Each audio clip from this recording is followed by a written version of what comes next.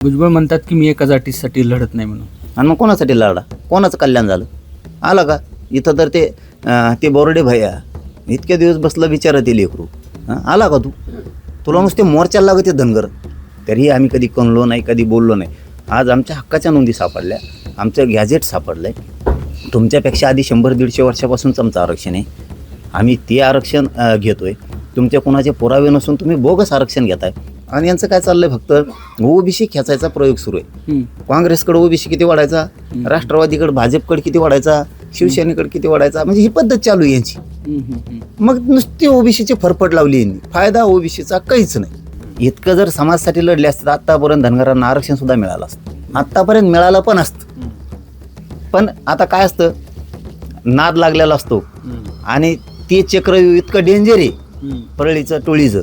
त्या चक्रव्यूहातून याला काय बाहेर निघताय ना आता. कारण ते चक्रव्यूहातून बाहेर निघलं ते ढिशक्याव करते जण. हे इकडे एक सभा घेते, ते तिकडे एक सभा घेते, हे इकडे एक बैठक घेते. आणि ओबीसीच्या लक्षात आलं की हे आपला नुसताच वापर करायला लागलेत, नुसतेच पळायला लागलेत आणि दमायला लागलेत ओबीसीला. मनोज जरांगे पाटील आपल्याबरोबर आहेत. जरांगे पाटील, एकीकडे जसं सरकार म्हणतंय की ओबीसी आरक्षणाला त्या GR नुसार धक्का लागत नाही. कालही तुम्ही बोलत म्हणलेत, पण हे उगाचच मोर्चे चालू आहेत असं म्हणलात तुम्ही. आज नागपूरमध्ये मोठा मोर्चा निघतोय आणि प्रमुख मागणी हीच आहे की GR रद्द करावा. आता काय करायचं? आपला पक्ष कसा वाढवायचा, ओबीसीना कसं खेचायचं? तर मग आपण बोंबललं पाहिजे मराठ्यांच्या विरोधात. मराठ्यांचं आरक्षण कसं घालवायचं याच्यासाठी ते मरण येणं म्हणून पाय खोडायचं काम चालू आहे राहुल गांधीच्या सांगण्यावरून. त्या पद्धतीनं ती काँग्रेसचा मोर्चा आहे. ते काय कोणत्या ओबीसीसाठी नाही आहे, ओबीसीच्या हक्कासाठी नाही, ओबीसीचं कल्याण व्हावं म्हणून तर अजिबातच नाही. ही त्या पद्धतीचं ते काम चालू. ज्या रद्द होत नसतो आणि ज्या रद्द झाल्यावर मग बघ सांगू आम्ही सुद्धा काय काय करायचं आहे. आम्ही सुद्धा पुढचे डावं टाकून ठेवलेत.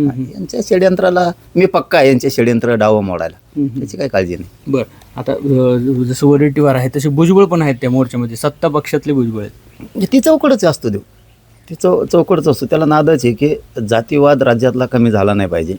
कारण त्यांना आरक्षण दिलं त्यावेळेस आम्ही कोणचा विरोध केला? मग आज आम्हाला मिळतंय, तुम्ही काय विरोध करता? म्हणजे ही नीच मानसिकता मराठ्यांविषयी, किती मराठ्यांना ही शत्रू मानतात, किती दुश्मन मानतात, हे उघडं पडलेलं आहे. आणि त्याच्यामुळंच माझा समाज पूर्ण ताकदीनं जागा झालेला आहे की हे लोक ना, आत्तापर्यंत आपण यांना मतदानही केले, मोठं केलं, यांना आरक्षणही दिलं, त्यावेळेसही आपण विरोध केला नाही. यांना काय काय मिळतं आहे आपण कधी विचारलं पण नाही. आपल्या डोळ्यात देखता आरक्षणातून हे नोकऱ्याला लागले, कमी मार्क असले तरी पण लागले, आमचे जास्त असले तरी लागले नाही. तरीही आम्ही कधी कणलो नाही, कधी बोललो नाही.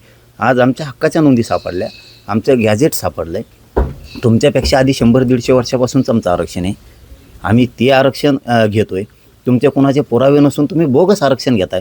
ज्या तुमच्या मागासवर्ग आयोगाचे निकषसुद्धा पार करू शकत नाहीत अशा त्याच्यात 100पेक्षा जास्त जाती आहेत. तरीही तुम्ही त्यांना आरक्षण दिलं तरी आमचं काय म्हणणं नव्हतं. पण आमचं आरक्षण आम्ही लढून मिळवलं आहे आणि ते आम्हालाही खाऊ देत नाहीत. म्हणून मराठी आता खूपच संतापून गेलेत की हे खूप जातीवाद करायलेत आणि हे शत्रुत्व मानायलेत. काय नाही, त्यांची खोड जिरवण्याची ताकद आमच्यात आहे.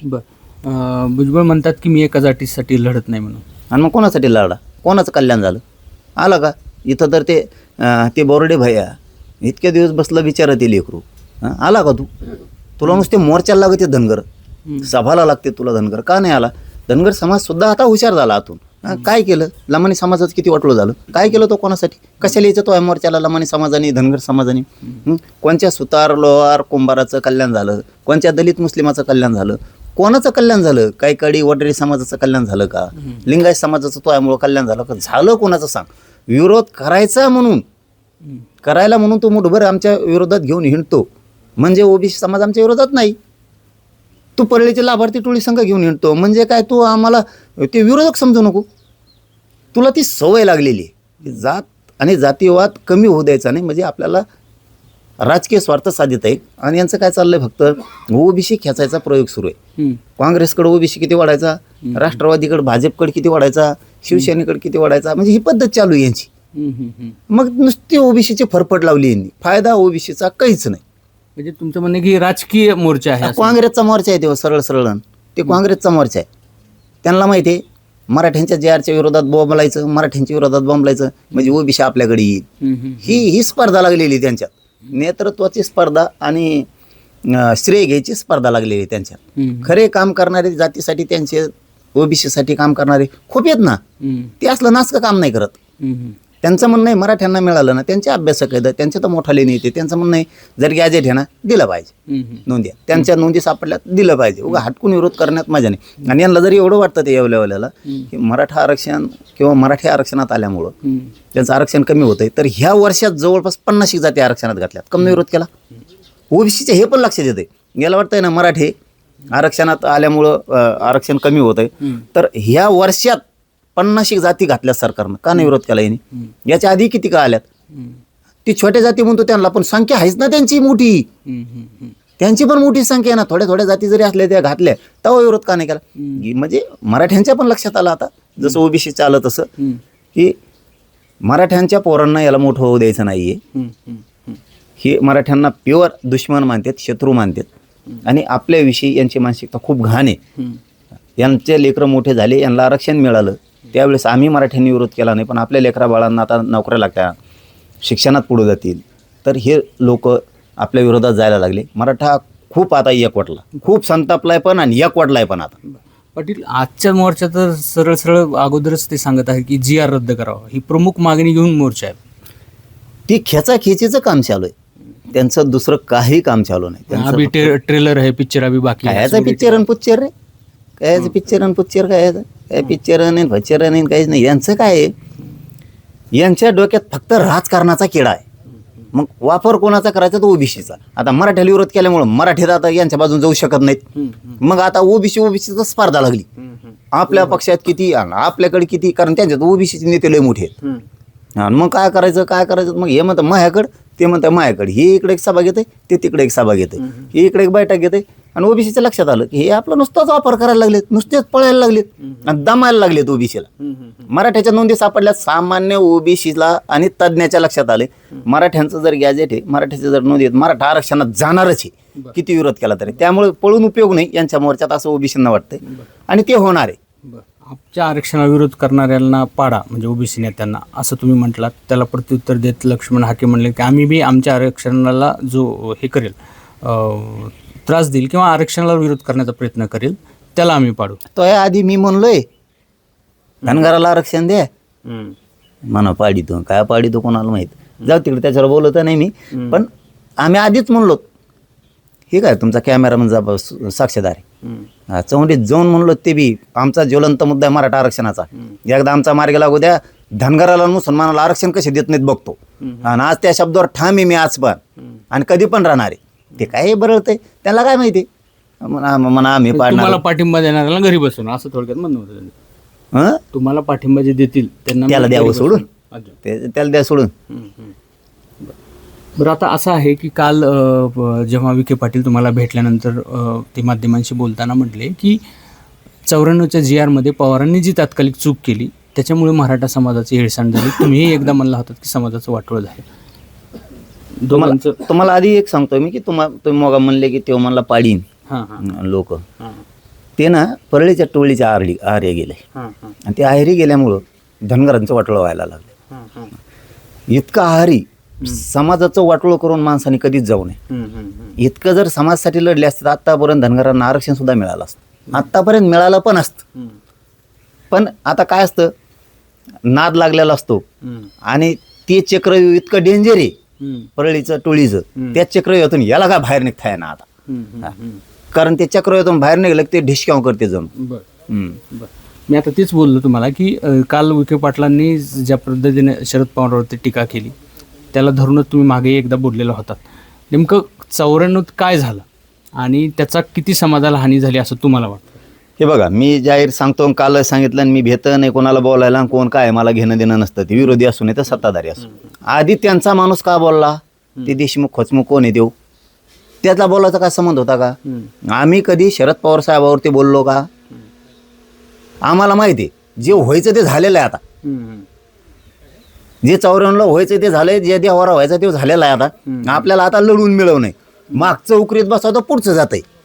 त्याच्यामुळे मागचं काय करत बसायचं, तर आपण पुढं लढून मिळू. त्याला बोलायची काय गरज होती का? मराठ्याला आरक्षणात द्यायचं नाही, कुणबीतूनच द्यायचं नाही, आम्ही आवाज करून त्यावच करून. म्हणजे ह्या असल्या लोकांमुळं, या देशमुखां फेसमुखांमुळं, यांचं काय, यांच्यामुळं त्यांच्या नेत्याला डाग लागतो. आणि त्यामुळे तुम्ही बोललात. हे बघा, बोललं म्हणजे मी फरक सांगितलाय फक्त.